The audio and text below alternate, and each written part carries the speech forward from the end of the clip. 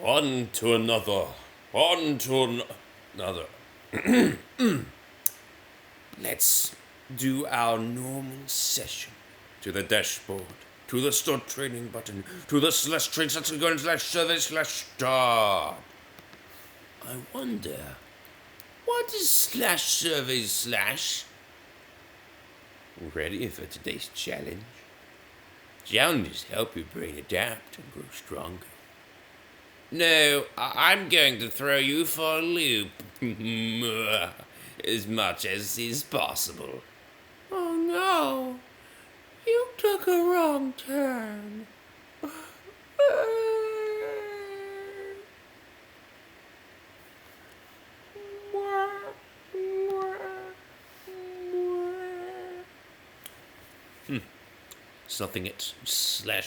Nothing at current slash. Interesting. We have to put something after that. Okay, that's cool. How do you feel today? I feel like $1 billion just got burned in a fire, but I still got like $100 that I survived, and I was able to pick $100 out of the billion was not charged too much, so I'm feeling about that. I feel like $100, yeah. But $1 billion just got burned, so that kind of sucks. I mean, on the one hand, I just lost $1 billion. On the other hand, I didn't have the $1 billion to begin with. On the third hand,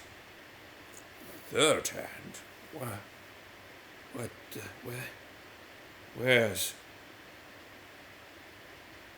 Well, wherever it is, on that hand, I have $100. Yeah! So I feel today good. And I spent 5 hours last night asleep. So that's why if I don't seem very active, like or funny, or with it, or focused, or doing well at Lumosity, which I'm not, obviously, I'm definitely not doing well at Lumosity, it's probably a little bit the fact that I'm dead tired. Yeah? Okay, good. Word bubbles rising. You just did word bubbles. You're doing it again. Why? Learn your lesson, noob. You paired at words today. You said it. Your vocabulary fails you.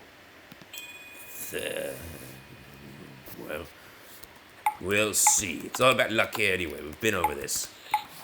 Hey, nothing but luck involved. Oh, let me do the apostrophe. That's actually a word. You're an airhead. You got your head in the clouds. It's just so high-minded. Ale. Ailed. Ailing. I ail for you to stop. I would aim a rifle at your head if you're doing good. What? You weren't too good. I can't really, do any, I couldn't pull the trigger, you know. Oh, gosh. Come on, I could have done well here. Stop interrupting me. This is actually a good base. See, I mean, I could do airplane, airline, air, so many things with air. Ponded. We ponder. A ponderers. Ponding. Ponder. Pontificate. I know that. How to do that very well. Poncho. Ponchos. Poncho. Ponchoing. No.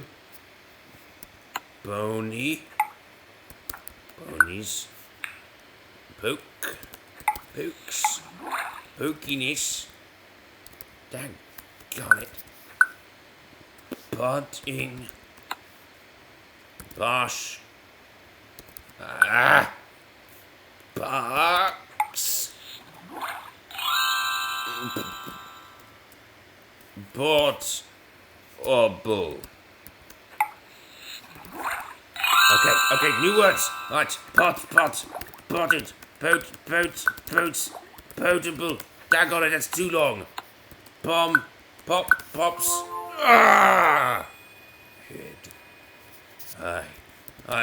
failed. Yes, we had a headache. It failed. Or maybe I'm just tired. Heads. Headed. Header. Headers. Heading. Heady. Headiness. Headinesses.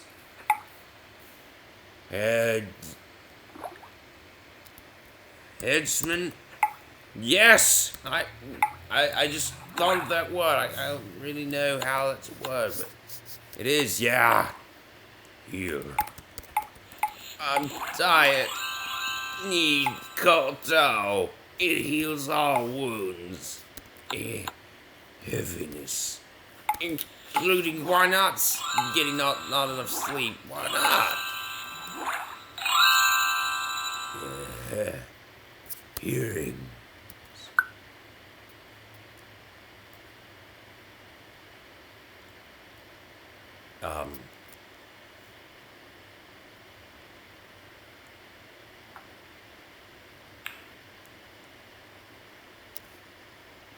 Herdsman.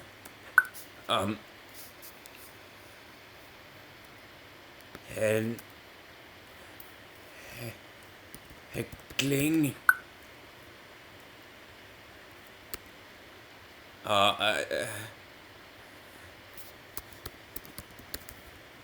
Yes, I did it! Ha ha! It took you a long time to do that, you fool. Hens.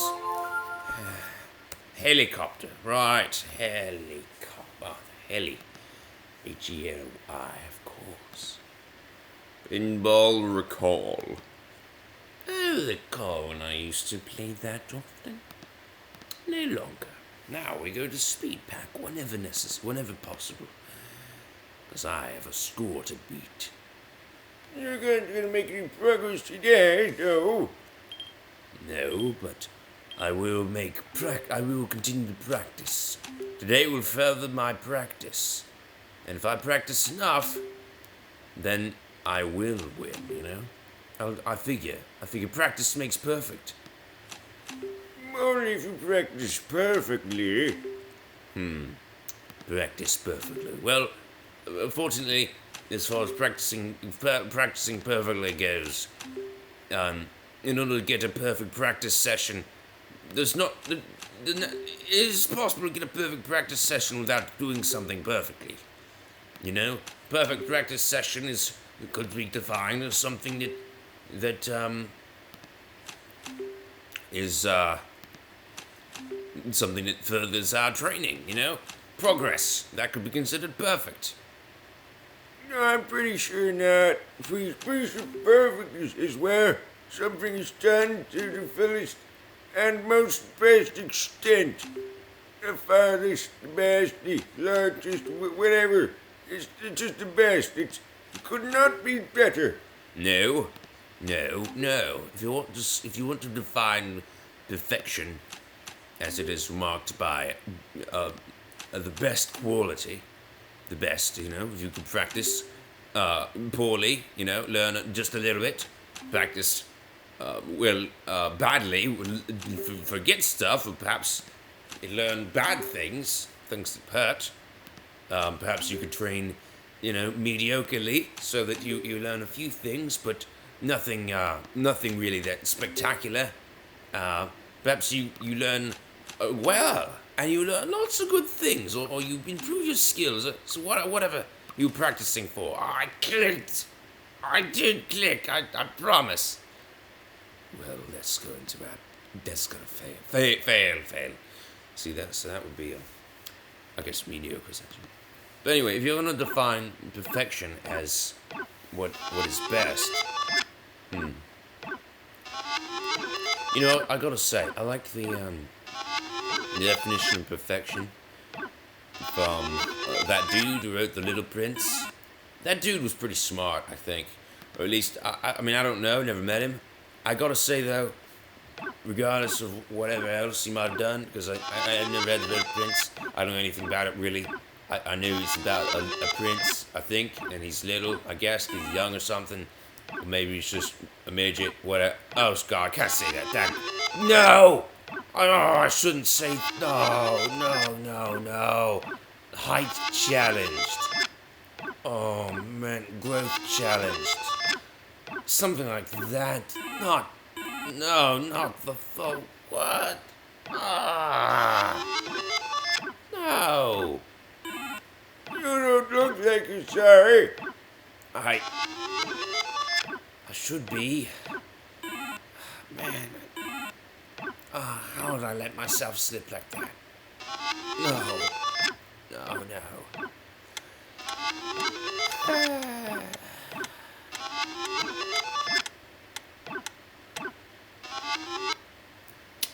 Well, anyway.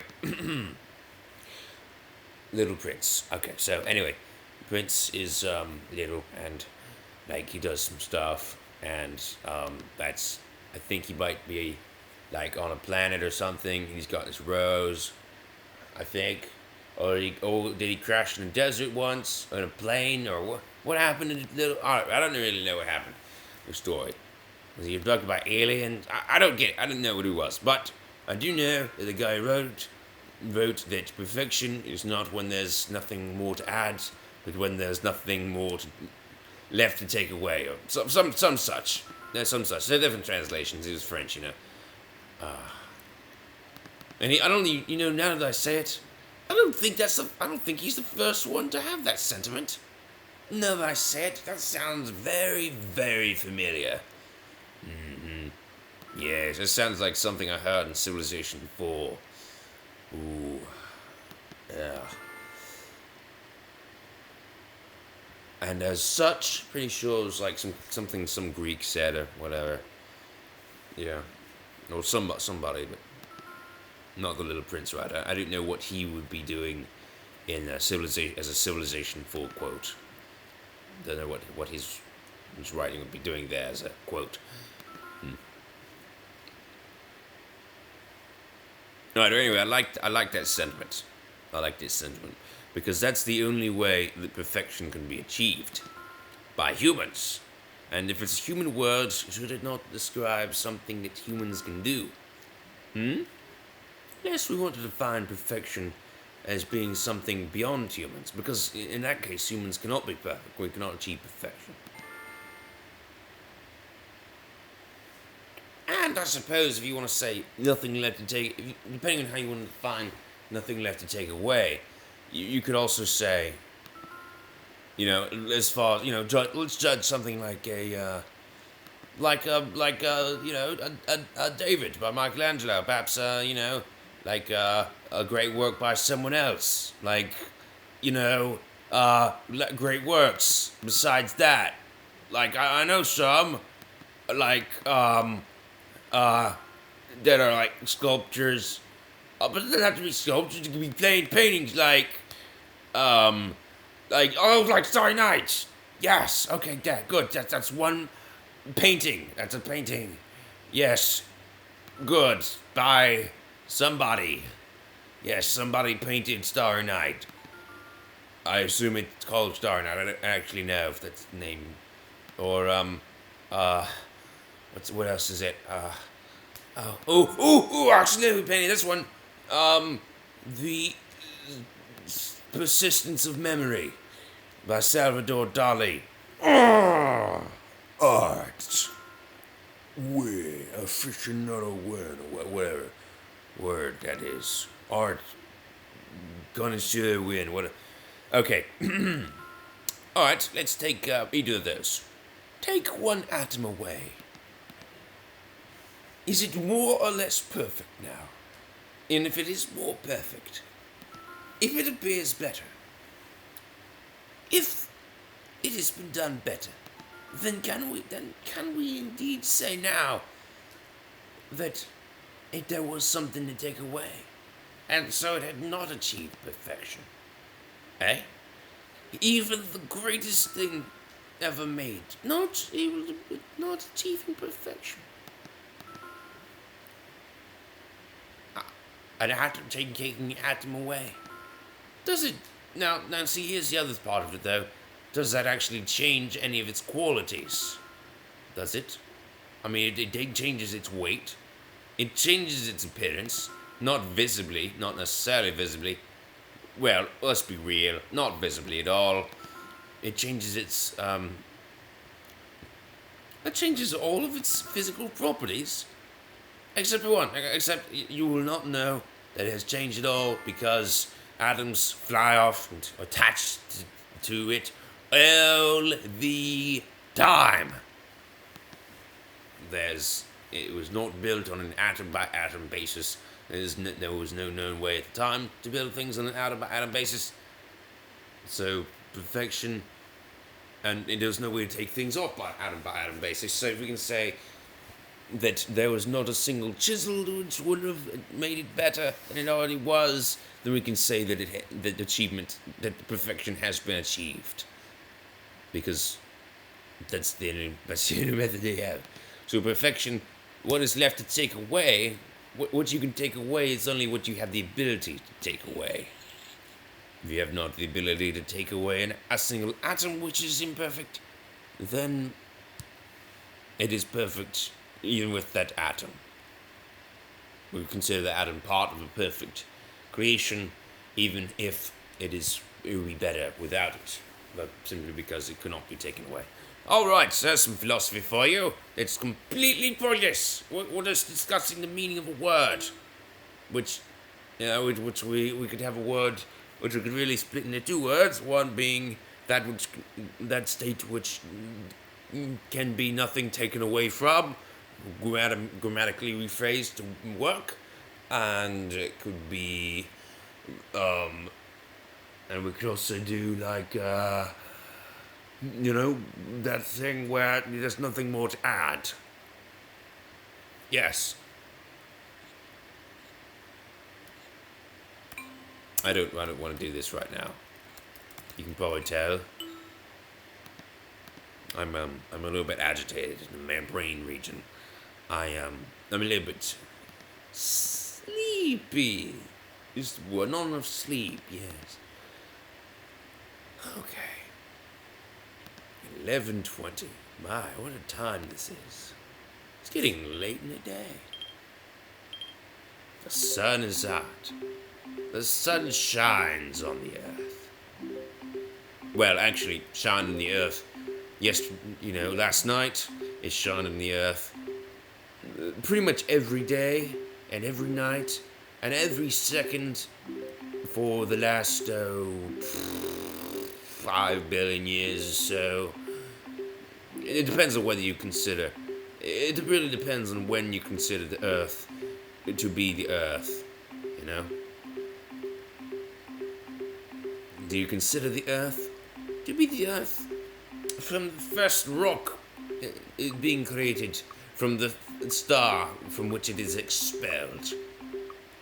Do you consider the earth created when the star which will generate the materials from which the earth will be built, the uranium, the iron, all the heavy materials. All the material, before then, you obviously have got the helium being created. Even before that, at the creation of the universe, you had not really the hydrogen, but what would become hydrogen, protons. You consider a proton to be hydrogen, and then sure. Very soon after the creation of the universe, Big Bang, you've got protons. But, if you consider that, but if you consider when all the elements have been made, and been forged in the star, and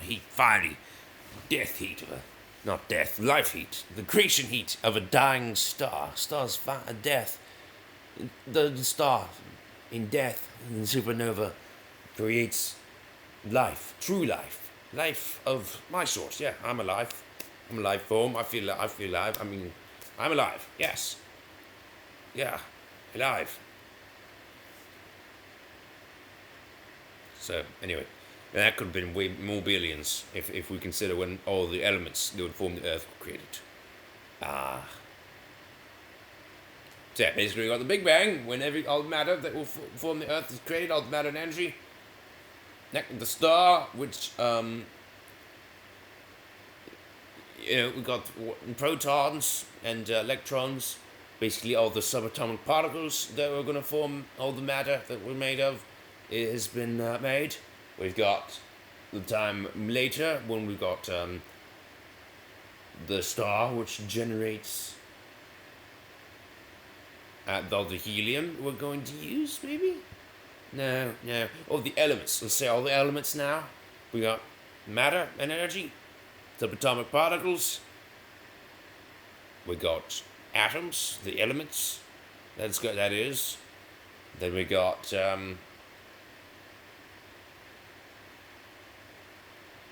the creation of the solar system, you could say. Maybe you could say we don't have a planet until we have a solar system. Then you can say when Earth got big enough, not when it got big enough so that it was no longer an asteroid, but a planet, and by that I mean something, well, let's just call it something big enough that it can not hold, that it is forced into a round shape. Asteroids, they're not big enough that they would warp over time into a round shape. No, we're talking about something that's big enough so that it will warp itself into a spheroid shape. Of course, the Earth, it's not by the leap. It's not a sphere. It's not a sphere. The Earth is not a sphere. It's got things sticking out, and it's much wider in the center near the equator. But the point is that it's sort of spheroid, whereas an asteroid could just have jagged spikes sticking out. It could be a triangle, and it could be a pyramid or something. It's usually just a fractal. But yeah, we're talking about, okay, so that's a big creation. Or we could say the Earth was created when when things stopped bombarding it, or at least bombarding at a slower rate. After some of the planets were formed. Or you could say that the Earth was formed after it collided with that thing of Mars size. If you said the Earth was formed at that point, okay, that's like, what is that? That's probably like 5 billion years ago. And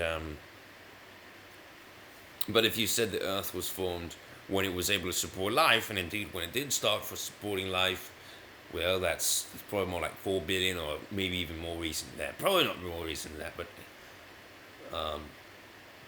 yeah, I guess around 4 billion. So it's about a billion years worth of formation below support life. That's the way I understand it, anyway. Alright, so basically a range between, or if you want to say the Earth only existed from the point when people started calling it Earth, before then, it didn't have a name, Earth. After then, it did have the name Earth, alright, well in that case, we can thank the Romans, I suppose. Or was it yes, I think it was the Romans, and they did that around just over 2,000 years ago, right? Maybe 2,000 to 3,000 years ago, probably closer to 2,000. I don't really know. I don't know how old the Romans were. By the time the empire was established in like 60 BC, was it more recent than that? 50? I don't know. Alright, well, whatever. I forget. Thanks for watching. And so yeah, we got to Earth. 13.5 billion years old. Or 2,000 to 3,000-ish years old. There we go. Excellent. Thanks for watching. Goodbye.